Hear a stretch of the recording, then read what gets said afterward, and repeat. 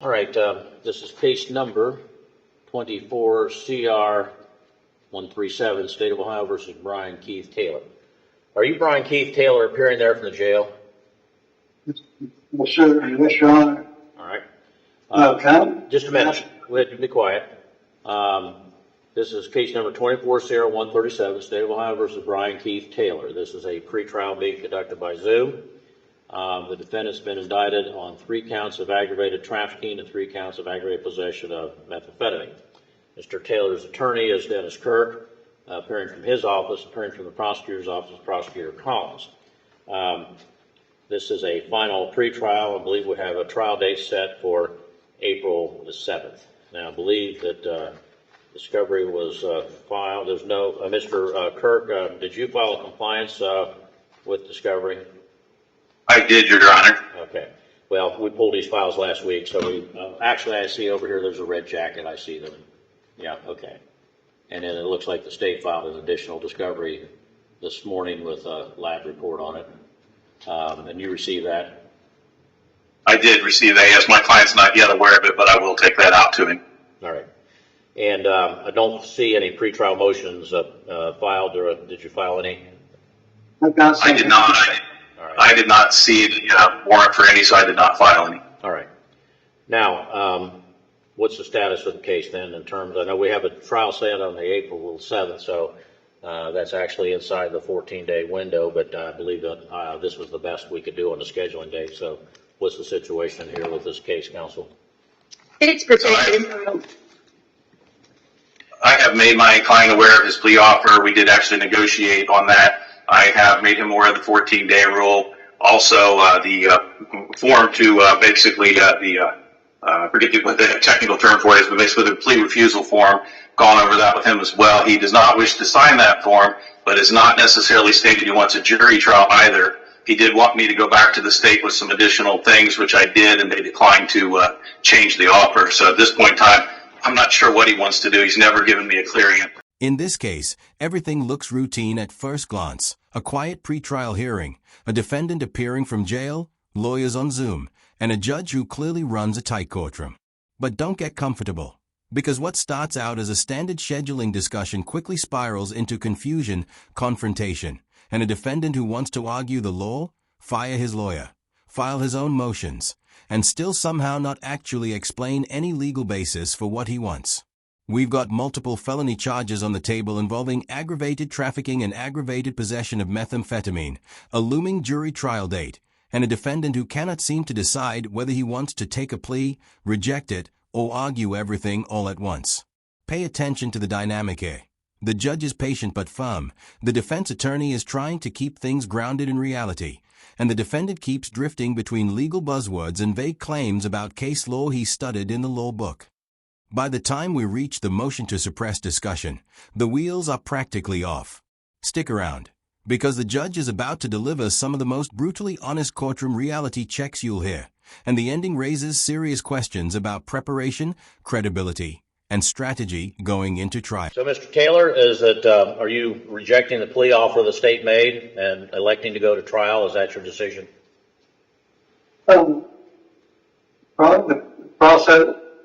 The process here, this pretrial hearing, I got motions I'd like to file. Well, you're not representing yourself. You have an attorney. And so, I know that. Wait a minute. Just wait a minute. I'm going to address this. And under the rule, motions, if you have an attorney, only your attorney can file a motion. So if you prepare something that you want to file, I have ordered our clerk's office not to accept those. They will not accept them because you are not representing yourself. The only way you can file a motion is if you represent yourself, in which case that would be a huge mistake. And you haven't asked for that, and there's be quiet, don't interrupt me when I'm speaking. I'll give you the chance to talk. You just be patient and listen, okay? One of your problems may be that you want to speak instead of listen, and that's a big mistake too. So, getting back to my point is that, there's not what's called a hybrid representation system in Ohio, and that's a criminal case. The defendants can't file their own motions. Now, your attorney's indicated that he has reviewed these with you and didn't find anything that had any legal merit, arguable merit that he could file. And under the rules of law, attorneys aren't permitted to file frivolous motions just because their clients think they should. They're the attorneys. They're the ones that know the law. They're the ones that know the rules of professional conduct. They're the ones that are bound by it, not a defendant who wants to file any kind of number of motions based probably on what you've seen on TV or in the movies, which is, again, a real big mistake to believe that kind of crap. So that's where we're at. Now, going back to my question, are you rejecting the plea offer? Yep. Yes?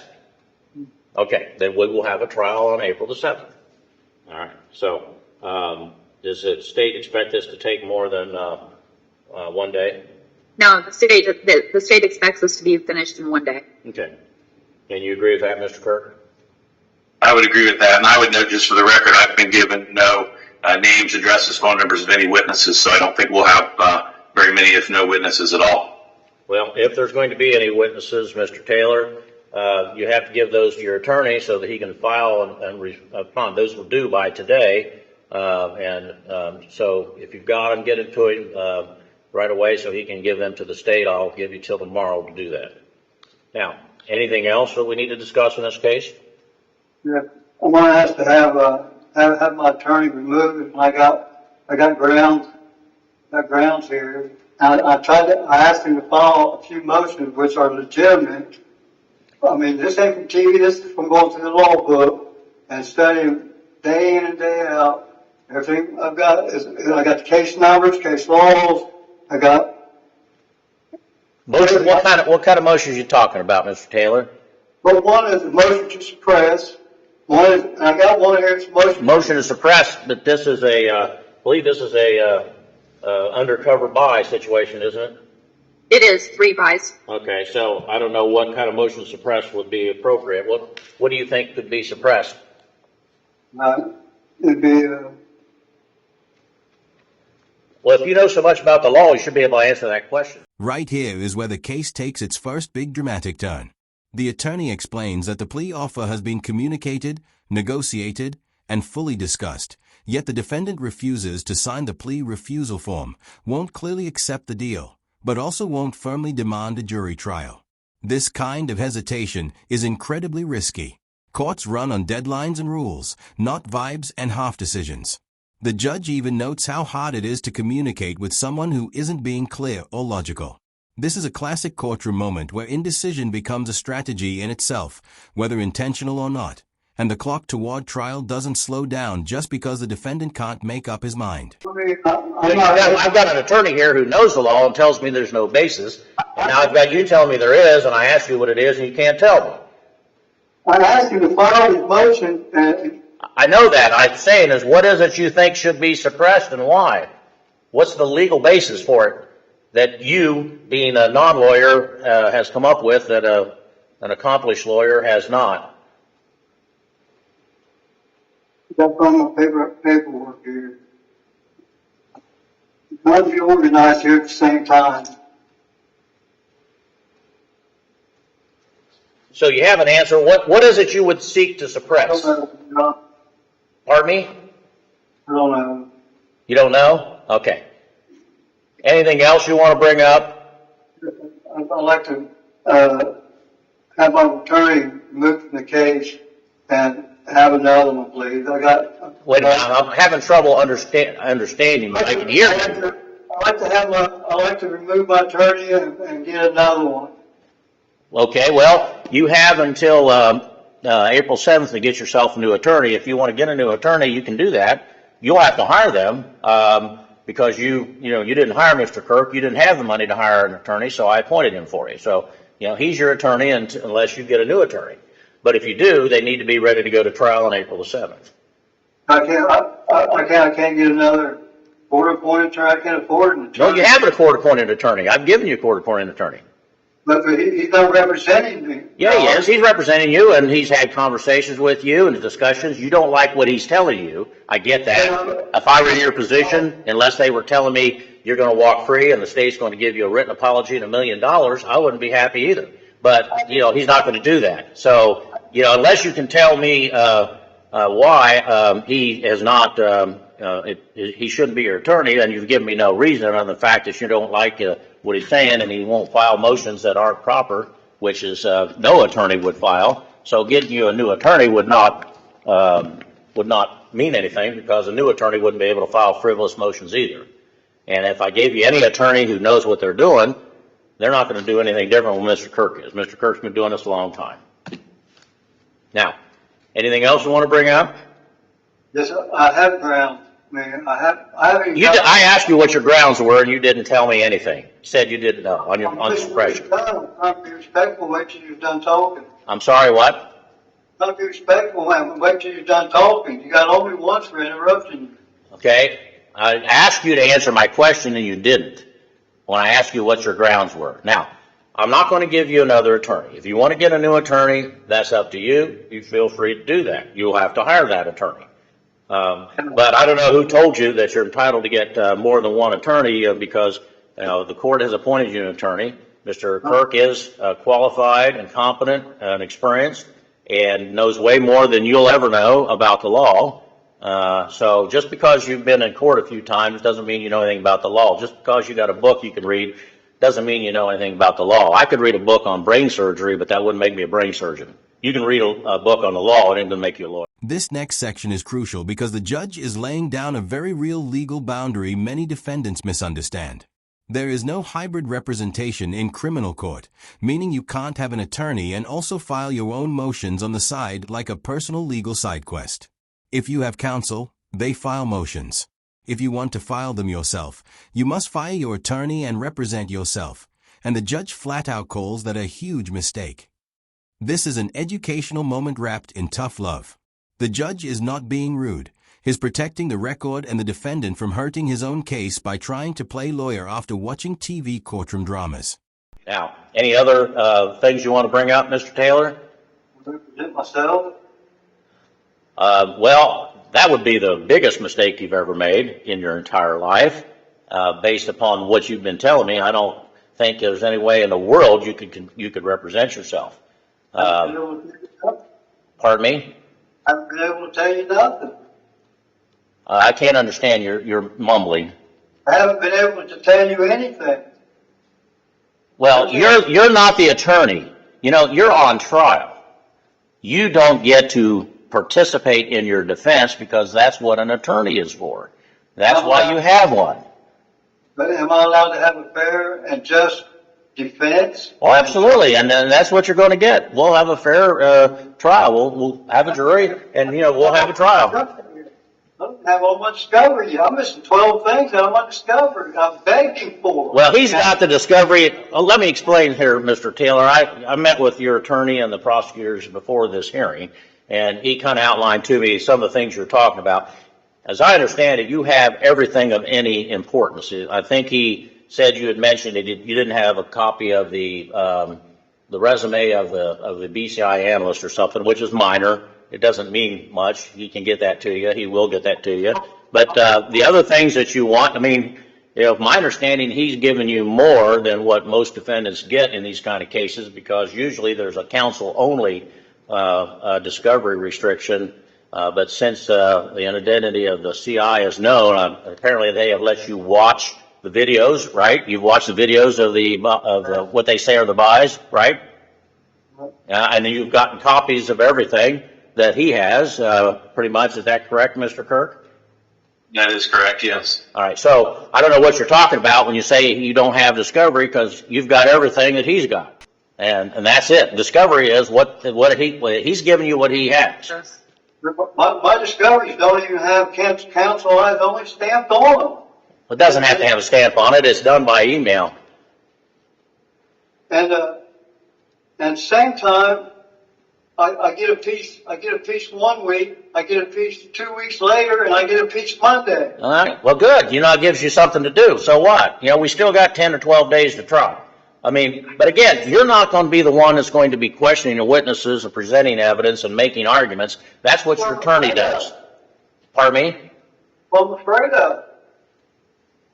I would be afraid too if I were on trial, but that's not why we're here. This is a final pretrial, And, we're ready to go to trial. Well, the court, we're going to send out our jury notices today. State's ready to go, and, you're going to be ready to go unless you get a new attorney. And again, you're not going to get maybe you can find somebody to be willing to take the case and go to trial on the 7th. But, that's going to be on you. If you want another attorney, you can get one. But all this stuff you're telling me doesn't amount to a hill of beans, as my dad would say. I represent myself. Pardon me? I represent myself. Well, if you want to do that, how are you going to do that? What do you know about the law? I don't know that much about the law, but And so you want to go to trial not knowing much about the law against a prosecutor that does know the law? my percentages would be higher, yes. Pardon me? I think I would have, my percentages would be higher, yes. Well, I can't understand what he's saying. He Yes. said his percentage would be higher. His percentage of winning would be higher if he. Oh, yeah? What do you think that would be? I don't know. Well, give me the odds. I'll take that bet. Because you're absolutely 100% wrong. Everything you're saying here is exposing the stupidity of your position. And for me to allow you to represent yourself will be guaranteeing you a conviction. You'll be getting convicted of everything. You don't know what you're talking about. Hey, the tone shifts into pure logistics, but don't let that fool you. When the judge confirms the April 7th trial date and the state expects it to last only one day, it signals that the case is straightforward in their eyes. Clear evidence, controlled buys, lab reports, and few witnesses. Defense counsel even notes he hasn't been given any witness information by the defendant. That's a huge deal. If the defense plans to fight the case at trial, witness lists and strategy should already be forming. Instead, we have uncertainty, missing information, and the clock ticking loudly toward Have you ever picked, do you know what the word voir dire means? Okay. Do you know what the separation of witnesses is? That's one of my motions to seven. Well, we don't get, no, separation of witnesses, I ask you. Yes, yes. Okay. So what is it? Motion to ask 5. Huh? Motion to ask him to 5. Okay, well, that is filed at the time of the trial. When we start the trial, that's an oral motion. What kind of a motion did you want him to file? You have to give me time to get it. No, you're the one that claims to know more than he does. You should have been prepared to tell me. If you've got all these arguments, don't tell me you got to sit there and try to figure this out, because we're not going to sit here all afternoon. You tell me what it is you wanted him to file. You just told me you wanted him to file something. Tell me what it is you wanted him to file. Don't tell me you got to go look for it. I'm pretty organized here. Well, why can't you answer the question then? Because I can't tell you without. Okay, well, look at it. You should be able to find it. I'll give you 15 seconds. Find it.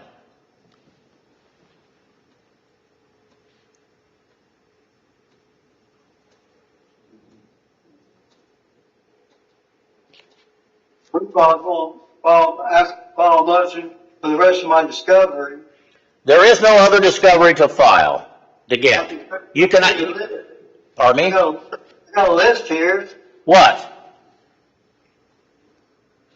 I think he's basing his list off of other people. No, I'm not. Because he thinks there's a set, no, sir. He thinks Be quiet. Let me hear what Mr. Kirk's saying. Go ahead. He thinks there's a set number of discovery items. I've told him that is a myth. Some people may have 14. Some people may have 2. And I've explained that to him. However, he does not trust my advice on that. I do not believe he's missing anything other than there is a lab report that was just filed that I will be taking out to him. But he thinks there's some sort of mythical set number of items. Okay. Judge, I can probably shed some light on this as well. Go ahead. No, what's that? Some defendants believe that they should have copies of the buy money, for example. In this particular defendant's case, those are actually pictures that were on the digital evidence that he would not have access to out there because he's in jail. Right, I understand. There are several things that are digital evidence that he physically cannot have access to because he's in jail. Okay. Well, your attorney has those, and he's shown them to you, as I understand it, right? Yes, he showed me the digital stuff, but he has showed me, yes, right. But also, if they're going to have PCI experts on the stand and we get a chance to cross-examine them, shouldn't I have their qualifications and all that for cross-examination? Also, Cross-examination would be based upon their report. also, the submission report to the BCI lab, I don't have, and I don't have the physical evidence or the witness. I got the witness list. I don't have the CI's felony report. I don't have the forfeitures. I don't have disclosure of all evidence and everything from them. Well, your attorney has it, and he has it, and he's discussed it with you. You don't have to have all that with you in jail. I don't know that you'd have room for it. So, Ms. Doesn't exist. Pardon me? A lot of this that he's talking, so he just said he doesn't have a list of the forfeitures. There are no forfeitures in this case. Oh, He well, has there would the be. Yeah. CI's. He has the CI's criminal history. He just doesn't know how to read the discovery. And here comes the next twist. The defendant now wants his attorney removed. This is a common pattern in difficult cases. The client mistakes, my lawyer won't do what I say, for my lawyer is ineffective. But refusing to file baseless or frivolous motions is not bad lawyering. It's exactly what a competent lawyer is required to do. The defendant claims he has case law, motions, and research, but when pressed for specifics, things suddenly become vague and disorganized. You can almost feel the judge's patience thinning as he asks for concrete grounds and gets only general frustration in return. We provide the CI's. Okay. So- PCA Right here, John. Right He here, doesn't my bill understand particulars, read. right? Correct? This right here is a signed paper that's the end of my particulars. That right there, if my daughter needed a permission slip to go to school, I could put this on it. Nothing there says that goes to a bill of particulars. There's no date, no stamp, no nothing on my bill of particulars. All right, well, it really doesn't matter. It's immaterial. You have copies of what is filed, and that's what's Let me- important. I can answer this Damn too. legal process. All right, wait a minute. I can answer this too. We don't file a bill of particulars in court because it names so much protected information. Right. We file a notice of filing. The Right. bill of particulars doesn't get stamped or anything like that. It's secret. I understand, but it still has to have some more, because it can be reproduced. Everything I got can be. Okay, well, again, you're operating from a complete ignorance of what's going on here. As she indicated, the bill of particulars does not have to be filed with a file stamp in the public file. And in fact, oftentimes it's not, because it names people that are to remain confidential. And in some cases, we've had a situation where the paper picks it up and prints it all before the trial, and then that person had all that information is out there that could potentially prejudice the defendant. And so your complaint about it not being file stamped, it means nothing. That is a big fat zero that means nothing. You have a copy of it, and that's all you need. Criminal Rule 16C says that it has to be prominently stamped, counsel eyes only. And everything they gave me. Well, it's not stamped cancel eyes only. You've got everything in this case. Now, I'm not going to argue with you anymore. All right? The bottom line is, what you're saying is all without any legal merit whatsoever, because you've read a book and you think these things say this and that, and they don't. And you're not entitled to stuff that doesn't exist. You don't have to have stuff that doesn't have to be file stamped, and nothing that you've told me has any legal significance at all. It seems to me that what you ought to be doing is focus on the allegations in this case and the evidence that you do have in this case, which is apparently some videos or audios and witness statements and people who are going to testify.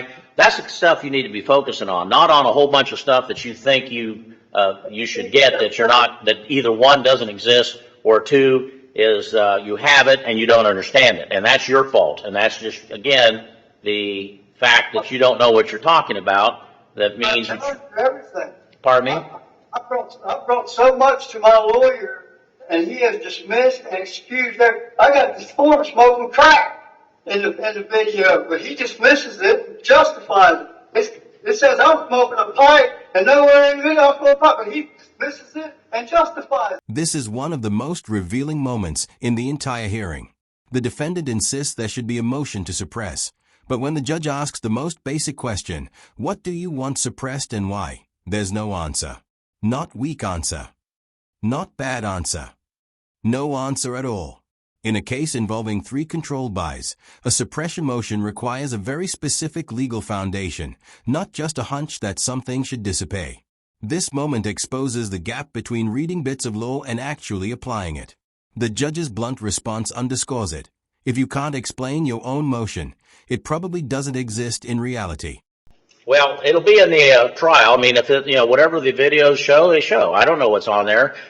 This isn't about that. We're not going to argue about that. Whatever the evidence shows will be what is going to be introduced at trial if we're going to have a trial. And it sounds like that's what you want. So if you want to have a trial, that is completely fine. We're going to go ahead and send out a jury notice here this afternoon, and we'll summons in the jurors, and we will see you on April the 7th. Again, if you want to represent yourself, again, I would tell you that would be a big mistake. But if you want to file that motion, I will have a hearing on it and give you the opportunity. But I can tell you that you will absolutely have no chance in the world at a trial based upon your performance here today. Because just because you represent yourself doesn't mean you get to bring up everything that your attorney says you can't. Because if he says you can't do it, and he's right, which I'm guessing that he is, because he's been around the block a few times and tried cases in this court, then you're not going to be able to bring it up. And so when you're being upset with him not bringing up stuff you want him to, when he tells you you can't, it's not admissible, that's going to be the ruling of the court. And most likely what will happen is you're going to come in here thinking you can do this and that, and you can't, and I won't let you. You'll end up hardly having anything to say on your own behalf. You're not the first person I've dealt with that's represented themselves, or wants to represent themselves. And if you want to do that, you can file a motion. There's a hearing I'll have to go through and ask you a whole bunch of questions that will point out, what a big mistake that is. You'll still have to have a legal advisor to stand by to answer questions for you at the trial. They won't be able to participate, and we won't start the trial you representing yourself and then coming to your senses and finally realizing you've made a big mistake and then say, okay, Mr. Kirk, I'm in over my head, take over. That's not the way it works. Once you start it, you're going to finish it. Again, under the law, unfortunately, the court is not permitted to protect the biggest right that a defendant ought to have, which is the right not to be stupid. Unfortunately, you do have the right to be stupid, and you can exercise that at any time. And if you exercise that by representing yourself, that will be the biggest mistake you've ever made.